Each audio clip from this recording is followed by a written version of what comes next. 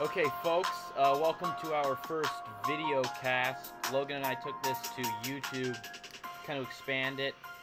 Not that there's anything wrong with SoundCloud, but definitely more interaction between the viewers on a video cast. Logan, let's get right away with NLDS Game 5. The Dodgers falling to the Mets 3-2, and the Dodgers are in some heat at this point. They definitely Particular are. Don Mattingly. Yeah, definitely. Especially, though, with all that talent they have. Jimmy Rollins, who they picked up in the offseason, who really didn't have a great year statistically. And neither did Chase Utley, who they brought from Philadelphia as well. Yeah. Gonzalez actually had a very solid year. Yasiel Puig was injured most of this year. Don Mattingly, I don't see him really getting fired or anything. You don't think so? I was going to ask No. your take. You don't see him being fired from L.A. No, I don't think so. They have only won one playoff series. That was back against Atlanta in 2013. That's the only one they've won under Mattingly. They've lost the rest of them. But you think his job is safe as of now? Yeah, as of right now, I definitely see his job safe. I mean, don't get me wrong. All the talent is there. They just have to find the right pieces, put it all together. They definitely have arguably the best pitching staff in baseball. Their hitting is really solid from 1 through 9. But yeah, I just don't see him getting fired. I mean, maybe if they don't make it next year, or if they struggle again in the playoffs, then he can get fired. But for right now, I don't see that happening. They had a team batting average combined of 244. They certainly have the support. Mattingly has the support of his players. Adrian Gonzalez on Mattingly. He's our guy, and we believe in him. Well, this team hasn't made the playoffs, hasn't been to the World Series since 1988. They, in the last 5 years, they've only won one playoff series, as I mentioned. That's for the Mets now. Let's get to the Mets. A young team with great pitching. And how about Jacob deGrom? He was 2-0 in this series, and I believe he had a 1.38 ERA in the two starts. He pitched quite well. He struggled early, but was able to gather himself, and he ended up going 6 in a third.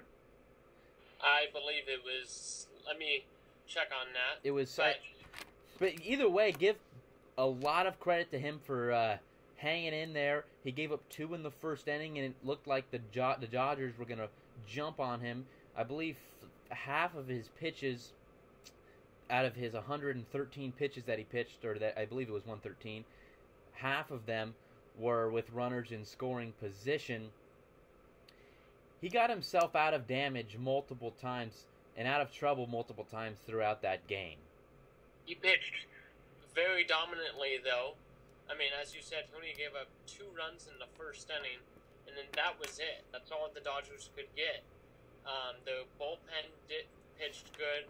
And how about Daniel Murphy in this series? 3 for 4 on the day with 2 RBIs. He's the only player this year to homer off both Greinke and Kershaw. Yeah. deGrom pitched 6 innings, actually. And then Syndergaard pitched an inning, and then Familia pitched 2 innings. That was Familia's first 6-out save in his career, and he pitched quite well. He's been dominant in this series. He's really been dominant all season long. As for Syndergaard, he had 2 strikeouts, 1 walk. He was throwing heat at Dodgers hitters.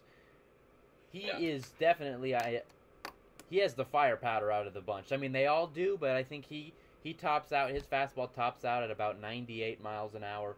But it'll be Harvey that'll start Game 1 against the Cubs.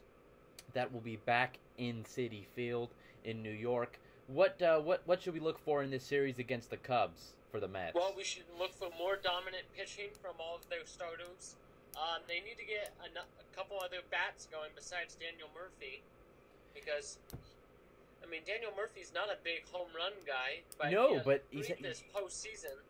3, that's right, correct? Yeah. Yeah. So he's really been the offensive firepower for them. But other than that, I mean, they need to get Yoenis Cespedes going. He struggled a little bit yesterday and going 0 for 4 with 3 strikeouts. And maybe get David Wright going. He didn't have good numbers coming in against Greinke, and Greinke was able to retire Cespedes. Another key guy I think is Lucas Duda. He's hitting 111 in this postseason. He wasn't hitting well as of late in the regular season, so I think they got to get his bat going. He brings a tremendous amount of power to that team. Prior to the acquisition of Cespedes, he was probably their best long ball hitter for sure. Yeah, definitely. What's going to be really good to see this Cubs match, I would have never guessed that this would be the NLCS coming into this year. But neither did a lot of people. Yeah, one of these teams will be going to the World Series. The Cubs have the dominant pitching. The Cubs have the dominant hitting. The Mets have the dominant pitching. But let's not count out the Cubs. John Lester and Jake Arrieta. Lester's going to go Game 1 against Harvey. It's a quick little fact here. On the road, Lester pitched better than at home. Part of being Wrigley Field is a typically a hitter's ballpark with the wind and the way it's shaped out. Lester on the road was 4-3 with a 2.93 ERA away from Wrigley. Harvey at home 8-3, 2.23 ERA. This will be a good Game 1. That'll be Saturday, if I'm not mistaken, on TBS. You expect a high-scoring, low-scoring game? What do you expect in Game 1 of the NLCS? I expect like a medium-scoring game, like 5-4. 5-3, somewhere in that area. Yeah, 5-3. I mean, this will be...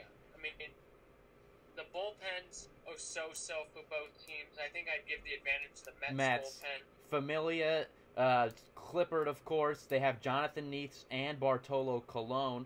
And we saw Syndergaard make his first appearance. When you have the luxury of having those type of guys coming out of the bullpen, and this is nothing against the Cubs. I think Joe Madden has done a good job acquiring kind of no-name guys and piecing them in that bullpen. But I'm gonna go advantage Mets for the bullpen. I'll with you as well. Let's get now to the ALCS preview. That game is going on right now. Let me read you the lineup for the Blue Jays. It was Revere hitting first, Donaldson, Bautista, Encarnacion, Colabello, who's hot, 375 batting average this postseason, Tulowitzki, Navarro, Pilar, and Goins. Between Donaldson, Bautista, and Encarnacion, they have hit 120 home runs combined all season long. Just remarkable.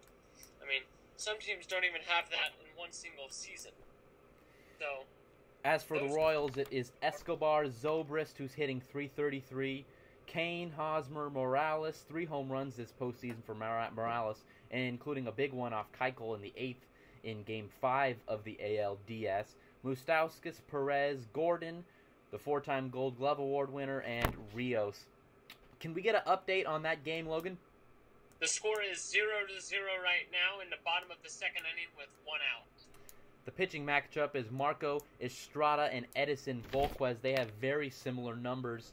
This postseason, Estrada is 1-0 with a 1.42 ERA. He pitched 6 1/3 in that game. In the season, he was 13-8 with a 3.13 ERA.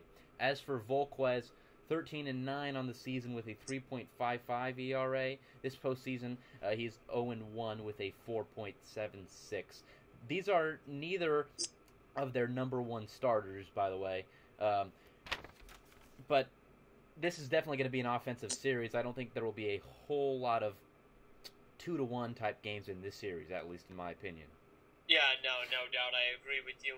The Blue Jays have, like, red-hot bats. I mean, everybody in this lineup can hit home runs. I mean, Revere, who's very good at speed, he can run. Pilar's a pretty good center fielder. He can run. So, I mean, this will be a very good series. And then as for the Royals, I think they're going to need Moustakas, Hosmer, Gordon, Perez. Those guys will need to come around and hit the ball hard and hopefully drive in some runs. As far as rotation goes, advantage who in this series? That's very tough.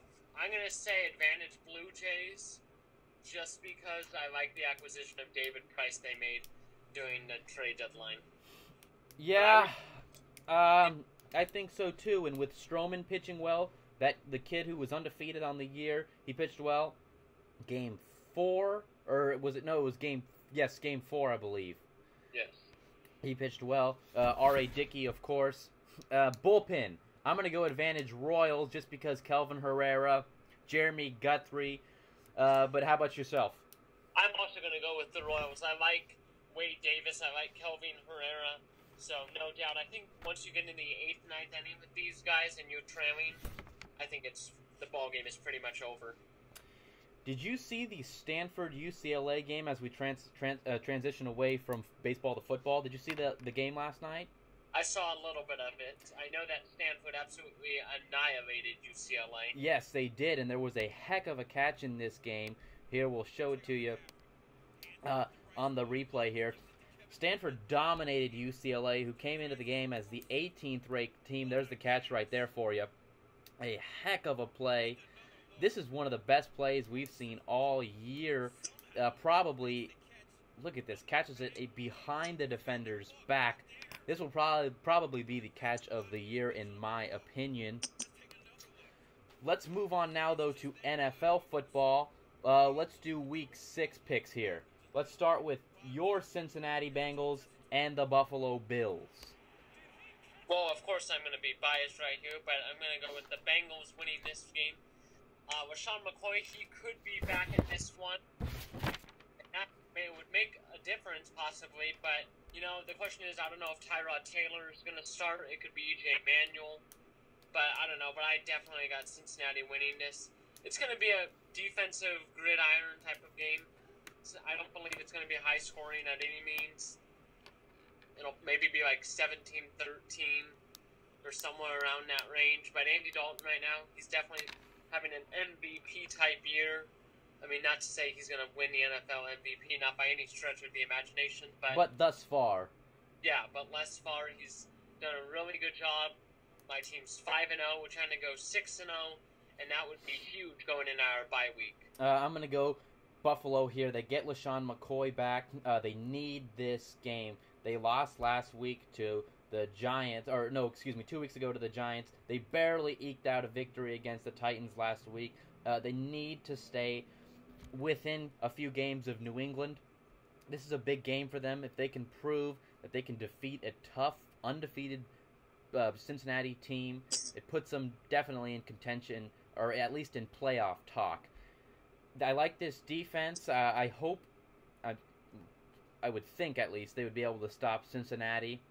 If they can hold them to 21 points, they should be able to win this game. Denver and Cleveland. I'm going to go with Denver, even though this I think will also be another defensive type of game. It'll be a good game. I mean, Cleveland will give them maybe a little bit of a fight. But a little bit? I have Cleveland in the upset. Well, they should give them a fight. But, I mean, I know Manning hasn't been Manning all year, but their defense has helped them out. I mean, it will be a good game. Josh McCown and the Browns offense has really showed a lot of strides lately, scoring like a bunch of points in their last couple of matchups against San Diego on the road and then against Baltimore on the road. So they both have played. I mean, he's played really good, but I have to go with Denver in this one. I really do. Joe Hayden and safety Deshaun Gibson will be out for this one. They will get running back Robert Turbin back. The Browns will. Denver barely eked out a victory last week against my Oakland Raiders. I see with the amount of points that the Browns put up against Baltimore last week, if they can have a repeat performance on offense like they did last week, albeit it'll be a much tougher task against the best defense in football in the Denver Broncos. I think Cleveland will win in upset fashion. Chicago and Detroit now. Detroit 0-5. I'm gonna stick with Detroit. I have to go with Detroit. I mean, this is pretty much their last gasp right here. They lose, they're not going to the playoffs this season. I mean, it's just plain as simple as that. So, Stafford has to have a good game. He has 8 interceptions on the year, which is leading the NFL right now. Calvin Johnson has to play really good. Amir Abdullah, the rookie that everyone was talking about, the rookie running back. He has to have a good game because the last few games he has not done very good. On the year, he just has 40 carries, 131 yards, and a touchdown. So he definitely needs to do a lot better. The Lions, I'm telling you, they just need to win this game to keep their season alive just for a little bit. Their season's not alive. I'm going to go Chicago. I think they're going to get back to 500 with a 3-3 record. They're playing good football. They have 2 straight wins. Caught some luck in both games, yes. Obviously, I don't think they win that game last week against Kansas City without the injury to Jamal Charles. Without Haludi Nada and Eric Ebron, I'm going to go Chicago. I don't think Detroit has enough offensively. They sat Matthew Stafford last week. The fans were in joy because of that move. Tough being a Lions fan at this point in the season. If they can get their first win, great, but the season is long gone. I think it's a rebuilding step towards next year at this point. They have some pieces, but that offensive line is atrocious. The defense hasn't been what it was last year. Yeah, they also have caught some tough breaks, but still winless so far. Houston and Jacksonville. Who do you like in this game? Which game? Houston and Jacksonville. Oh, I got Houston winning this one. Houston almost eked out a win against the Colts last Thursday night. They've had a lot of time to prepare for this. Should be, I think this will be a very low-scoring game, honestly. You think so? Brian Hoyer, if you get...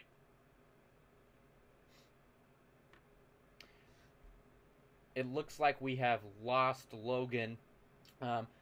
In the Texans and the Jaguars, I'm going to go with Houston myself. Quarterback Brian Hoyer looks to be the man, at least for now. Between him and Mallet flip-flopping back, Bill O'Brien is trying to find a quarterback. Has not found one thus far between either one of them. It's going to be a race to the end of the season. They're fighting for number 1 pick. Logan, we lost you. I was just covering really quick. Who do you have in Houston and Jacksonville? I got Houston in this one. Brian Hoyer, who is supposed to be starting this week. Yeah, he'll have a good game, but it's not going to be a standout performance. They need to get a running game going. I know Foster has been he hasn't really been great. He really actually had a very solid game last week against the Colts. But other than that, I know this is only going to be his 3rd game back, but I think they have to mix it up with him in blue a lot. And I just think this Texans defense is just going to eat up Jacksonville's offense and Blake Bortles. Really? This Texans defense hasn't been existent all year long. Apart from Jonathan Joseph, they don't have any quality players on the back end. Brian Cushing has not played well all year. Jadeveon Clowney, the pass rush between Jadeveon Clowney and J.J. Watt has really been muffled. There has not been much productivity between either one of them. I don't know, though, but I still have Houston, but I just don't think they're going to eat up this offense. Let's move on now, though, to Kansas City and Minnesota. I'm going to go with Minnesota in this one. I'm going to go with them because, the Chiefs losing Jamal Charles, that was a huge loss for them. That's their offense, as we mentioned in a previous show. That's the check down guy. That's the running guy. They need to get another running game going, or this team's going to be in some trouble. Teddy Bridgewater hasn't had a great year by any stretch of the imagination, but overall, I definitely like Minnesota in this one. Yeah, he somewhat took a step back this year, Bridgewater has. I'm going to go Minnesota as well. Jamal Charles was this whole offense for Kansas City, as I mentioned in the previous show before this. Captain checkdown quarterback Alex Smith has no one to throw the ball to now except for Jeremy Maclin, who he finds on underneath routes. He doesn't throw them deep very often, and Travis Kelce in the seam. But so many times he would have the luxury of checking it down to Jamal Charles, who would make plays in space. Let's get now to Washington and New York in the Meadowlands. Who do you like in this one? And once again, we have lost Logan. Let's see if his connection. Logan, you need to fix your Wi-Fi on your part. Washington and New York. I'm going to go with the Jets in this one. The Jets, overall they're the better team. Ryan Fitzpatrick should have a great game, and I think the defense will dominate. I think Cousins throws a couple interceptions in this one. He threw two. He threw two last week against Atlanta that cost him. One cost him the game, pick six in overtime. I'm going to go Jets too. I like the way they're running the football. Great offensive line up front. All-pro center Nick Mangold up there. Chris Ivory, bruising running back. He'll pound the ball for 4 or 5 yards a carry apiece. I like the Jets to get it done. They're also going to get, I believe, Sheldon Richardson back in this game. Arizona and Pittsburgh. I'm going to go Arizona. Toss-up, definitely. Carson Palmer has been having a career year so far. He's really been doing a good job. He hasn't thrown the ball a lot, but that's because the balls have been deep, and they've had a good, solid running game, and they've had big leads. Chris Johnson, Stephon Taylor have done a great job turning that running game around. And obviously, the big thing you can look at is the offensive line. Bobby Massey coming back from the suspension, Jared Valdir, Mike Upati. This is a very good offensive line. That was a big... Adding Chris Johnson, I think, was kind of an underrated signing at the time, but it's turned out to be big for the Cardinals. I'm going to go Arizona here too, but I think it'll be a closer game than most people think. Miami and Tennessee. This is, Campbell's first game as head coach for the Dolphins. Who do you like in this one? I'm going to go with Miami. I think Miami gets it done here. Same thing with the Lions, who I think this pretty much this needs to happen for their season's sake. This is big. This is a big game just because maybe it can give you a little bit of confidence back. Ryan Tannehill needs to have a good game. The defense needs to have a good game. Sue has to just dominate because right now nothing is clicking in Miami. Sue has not sniffed dominating an offense this season. I'm not going to question his work ethic, but he certainly has not transitioned well into this defense for the Miami Dolphins. He's all over the map, and he's not making plays on defense, at least. I'm going to go Tennessee here. They were close to beating Buffalo last week, really close. They played really good defensively. I liked some of those guys on the back end. And up front, Brian Arakpo in particular. I think Mariota will get his second win as a quarterback in the NFL. Carolina and Seattle. Here's a good one for you.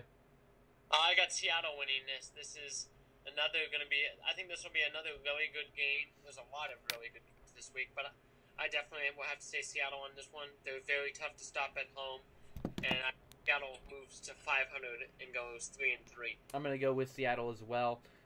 Running back Rawls, as I like to call him, Rawls. This guy is a bruiser. You talk about bruisers. I know I mentioned Chris Ivory.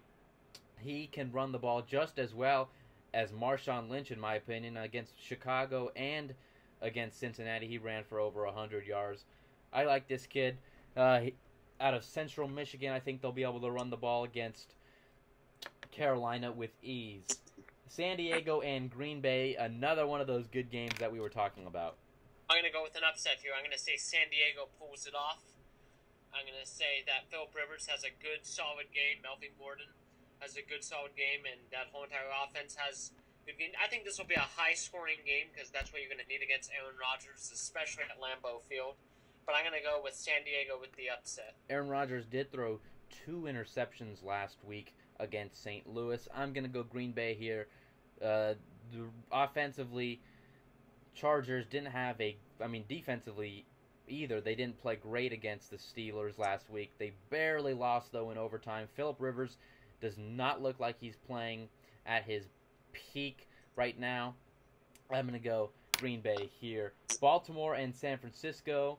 Just the last meeting, it was the Harbaugh brothers. Now it is no longer, it is one Harbaugh remaining for the Baltimore Ravens. That is John Harbaugh and, of course, Jim Tomsula for the San Francisco 49ers. Who do you like in this game? I'm going to go with Baltimore in this one.